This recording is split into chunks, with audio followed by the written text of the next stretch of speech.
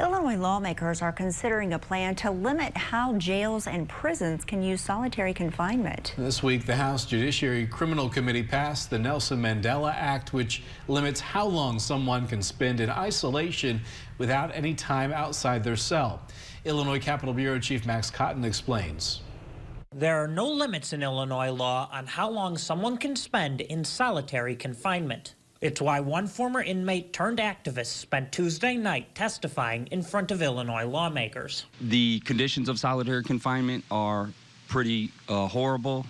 It's loud, it's constantly bright, there's screaming, there's banging consistently, and all that time you're in a cell by yourself or with one other person at any given time, usually by yourself. Eric Anderson is an apprentice at the Restore Justice Foundation. He's fighting for the passage of the Nelson Mandela Act. If it becomes law, an inmate could only spend 10 out of 180 days in solitary. After 10 days, they could remain in disciplinary segregation, but must get at least 4 hours per day outside of their cell. Locking people in solitary does not work. It just destroys people's minds, and that's why we're asking to limit it in Illinois.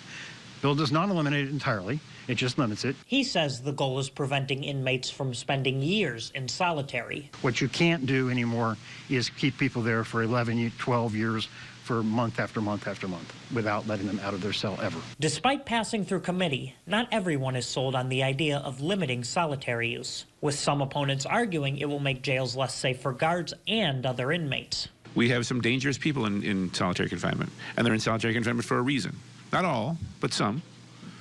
And forcing them to do this will put other inmates in danger for sure, put jail guards in danger for sure. The bill's supporters argue guards are professionals who can use other existing tools to keep everyone safe. In Springfield, Max Cotton, WGEM News. And the bill sponsor says he's working with the Illinois Sheriff's Association and the State Department of Corrections on an amendment to ease their concerns about the legislation.